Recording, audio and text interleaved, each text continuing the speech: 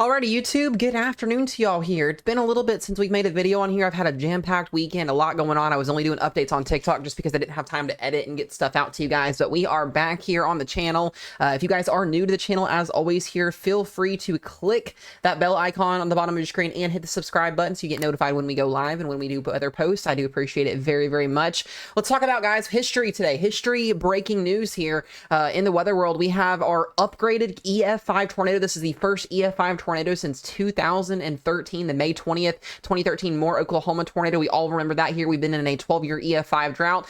This is the image of the Enderlin, North Dakota tornado back on June 20th of this year. We covered this enhanced stress that spawned multiple tornadoes, a derecho, one of the biggest events we've had thus far this year in the mid-season in terms of tornadoes back into the summer months. But this was the picture of the supercell. You can see the big swirling wall cloud here, and our major tornado, or now our EF5 tornado, that made impacts here in the Enderlin area, ended up killing 3 people and just slabbing houses and derailing and tossing freight train cars, coal trains, oil tankers, you name it. There was just a abundance of evidence here to basically upgrade this tornado from an EF4 to an EF5, and that was due to a oil tanker car on a train that got picked up and thrown over 400 feet aloft in the air and then thrown back down away from where the train was positioned at. And when you're thinking about the magnitude of a tornado and how these things get ranked and how these systems get basically rated, you think of it from a damage protective scale. That's how the scale is typically done. It's not based off of fatalities, it's based off of damage.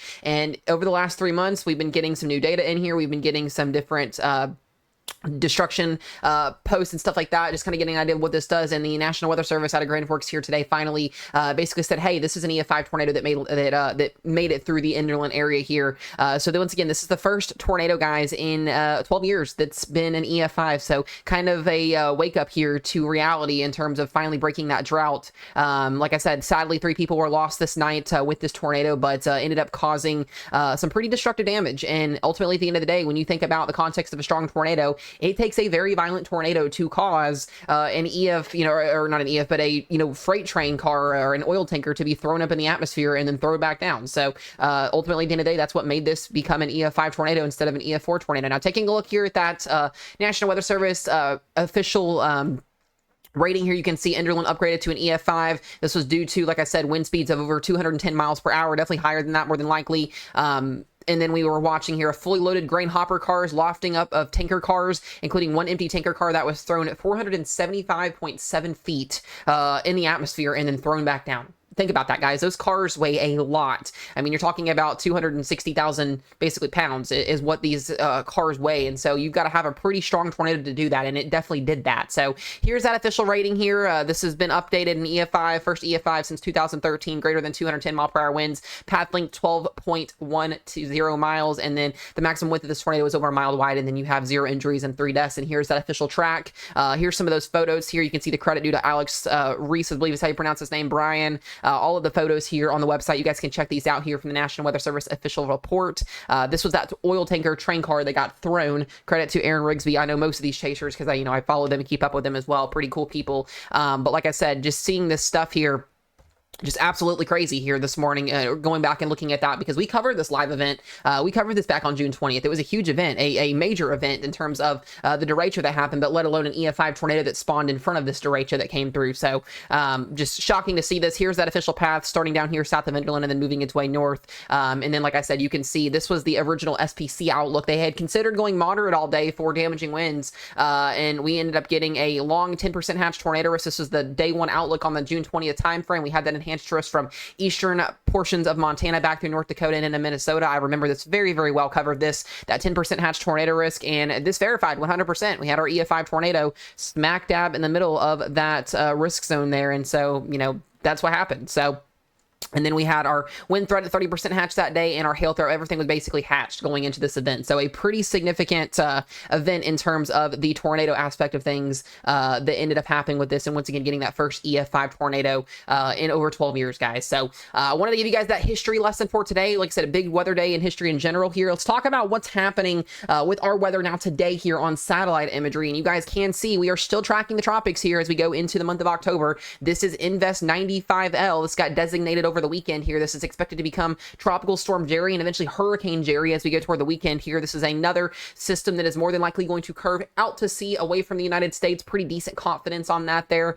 We may have to watch out for Puerto Rico and some of the islands, but other than that, this will be staying away from the United States here, but becoming another potential hurricane and maybe even a major hurricane candidate, as most of the season has seen these storms go out to sea away from the United States. But we're going to have some impacts closer to home, guys. We are potentially looking at our first nor'easter, and you typically think when you hear the word nor'easter, you think of snow. This is not going to be snow associated. We're going to have a low that's going to develop on the East Coast as we go into the weekend. We'll be live covering this and tracking this weekend for you guys. Some coastal flooding, even some flooding into the Ohio River Valley today and tomorrow for a low pressure system that's moving through. So we're going to break that stuff down here for you guys here in just a moment. I want to go ahead and start out with the tropics here. We have a new area to watch, a small little 10% chance of tropical cyclone formation back down here into the southern Gulf. I'm not too worried about this. This is basically going to move over the Yucatan Peninsula here and basically fizzle out here. Not expecting too much in terms of that there. Now, we are going to have to watch for some tropical cyclone formation back down here into the Caribbean as we go into next week. So toward that second and third week of October, we've been talking about that a lot over on TikTok. And then maybe if the National Hurricane Center needs to highlight something here, they can. But the potential for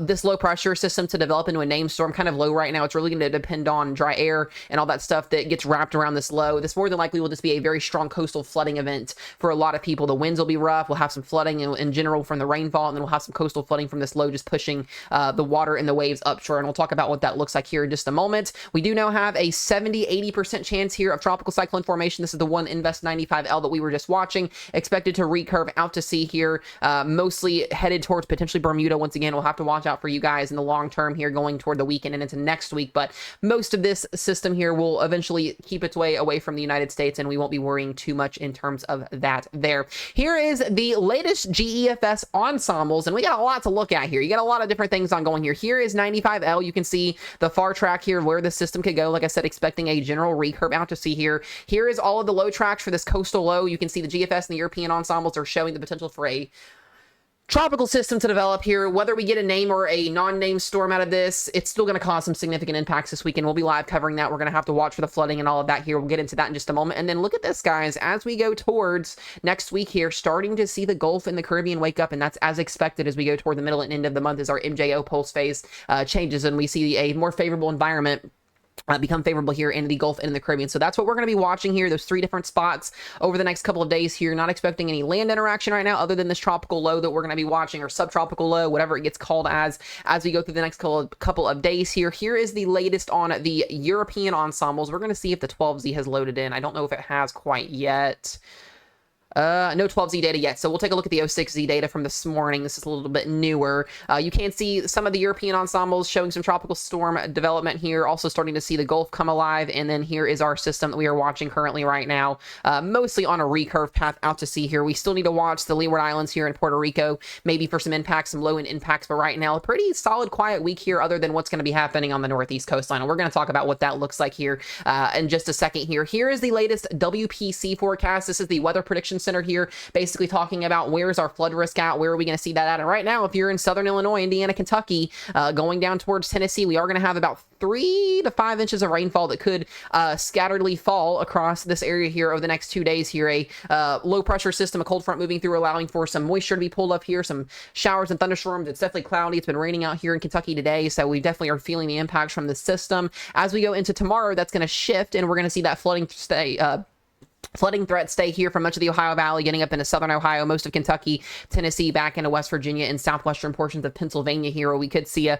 pretty decent flooding threat. And then eventually, I expect as we go into the weekend here, we'll start to see some more flooding as we go toward the East Coast, and we'll eventually see the National Weather Service and WPC probably highlight something for the whole eastern seaboard as we see this low develop here. So we'll talk about what that looks like here in just a moment. Here's the tracking of those storms that we're going to be seeing here over the next couple of days. Not really looking at any severe weather associated with this system, mostly going to be thunderstorms and rain. You can see those thunderstorms flaring up this afternoon here across portions of the lower Ohio Valley from Kentucky back down to southern Illinois, Indiana. This is basically going to be ongoing all afternoon, all day tomorrow for most of the day. We start to see things clear out mostly by tomorrow morning, seeing another round of thunderstorms through tonight and tomorrow morning, and then eventually the system lifts to the east with another round of storms coming through late tomorrow afternoon. And then eventually, we move the system into the mid-Atlantic by Tuesday afternoon into Wednesday here, and then eventually this will start to fizzle out as it pushes its way east here. Here is a look at your total rainfall over the next couple of days, the total QPF here. We're going to get some decent rainfall, guys, out of this here in the lower Ohio Valley. Some pretty decent numbers popping up here, anywhere from 3 to 5 inches of rainfall here for most of the region, 1 to 3, scattered out here with a couple of pockets of 3 to 5 here, especially in and around western and central Kentucky, maybe getting up towards southern Indiana. So some decent numbers here popping up, and it's not all going to come at once. It's going to come over the next 24 to 36 hours here. So, be mindful of the flooding as possible. Those creeks and streams that do rise, quickly here, you definitely need to be watching those as always, and we'll keep you guys updated if anything were to change with that there. Not expecting any catastrophic disasters or anything like that, but just keep this in mind as we go through the next couple of days. Let's take a look here at our upper level jet stream. We're going to use the European model today since it's fresh and new and just updated. Here's our troughing pattern. You can see a big dip in the jet stream here, allowing for this cold front to kind of sit here, and eventually this is going to work its way eastward over the next couple of days, upper level trough up into Canada, and then eventually this is going to scoot east. That cold front will push through by Wednesday afternoon, and then we are watching for a ridge to develop once again back down here into the southern plains, kind of keeping things dry. Another little cool return to some fall-like weather, especially as we go toward the weekend, and we're going to have that low pressure system developing down here off the east coast and eventually riding up the northeast coastline. The 12Z Euro today actually puts a stronger system, kind of making a landfall in South Carolina, so we're still a little bit displaced on where this system is going to set up this weekend. As we go towards tomorrow into Wednesday and Thursday, I'll have a better idea what's going to happen, but you can see that low setting up as we go into the weekend here and even into early next week, potentially causing some issues. And then take a look at this, guys, a major jet stream pattern on the way into next week. And if we can get any instability to come in with this system next week, we may have the return for severe weather legitimately. And right now the models aren't too keen on instability, but I do want to watch this because, one, this is going to bring in some more cold air, and two, this is going to bring in some showers and some storms and maybe even some snow to the upper plains and Midwest. And typically with a pattern like this, you get severe weather, you typically get winter weather, especially as we transition toward the month of October. So a big dip in the jet stream, and then you can see this elongated front that comes down, or this trough that comes down here out of Canada, and this would potentially pull some more colder air down. This is, next Saturday, the 10th or the 18th of October, so we're kind of in la land at 10 to 12 days out, but just something to notice here. And what I really want you guys to keep remembering is we're in October, we're getting ready to go into November here in about 24 days. Pattern's going to be changing a lot. Severe weather, winter weather, tropics will start to die down eventually as we go past that November 1st timeframe. We'll start to see a decrease as we get toward the end of the season. We still can see tropical cyclone formation, but besides that, we're going to be very, very busy, guys, over the next couple of weeks here and really over the next couple of months as we start to see things really ramp up in terms of our jet stream. Here's a average of what our temperature anomalies are showing over the next couple of days, and you can see that cooler blast of air with that cold front coming in, starting to feel like fall. A return for some warmer weather across the plains as we go toward the weekend here, maybe even a little, heat wave coming through here. There's our tropical system potentially here, subtropical or tropical. We'll have to wait and see what happens as we go through the weekend. And then eventually next week, look at this cooler air that starts to enter the picture on the West Pacific. It looks to be we're going to be back to above average over here going into next week, below average over here. We get some severe weather potentially in the middle with those clashes of air masses potentially. And then eventually after that, things get a little bit more unknown, but continuing to see a trend in the next 14 days here of some colder air aloft for the eastern half of the United States. So something we're going to watch very closely. We'll keep you guys updated as always, and we'll take a look at those 7 to 10 day rainfall forecast totals before we let you guys go for the day. And where does most of that rainfall happen out here over the next couple of days? Well, we've got the East Coast to watch for here, some higher pockets of heavy rainfall here from Florida all the way up here into the Northeast of 1 to 3, and some higher pockets of 3 to 5 inches of rainfall, maybe some pockets of 5 to 8 there, especially on the eastern portions of North Carolina. About 1 to 3, 3 to 5 inches of rainfall for local spots here into the Ohio Valley, and some higher totals up here into the West Pacific. So a lot of things to track, guys, a lot of things to keep you guys covered with. We'll have a live stream on YouTube later on tonight. Other than that, guys, have a wonderful Monday. Be safe out there, and we'll see y'all in the next one.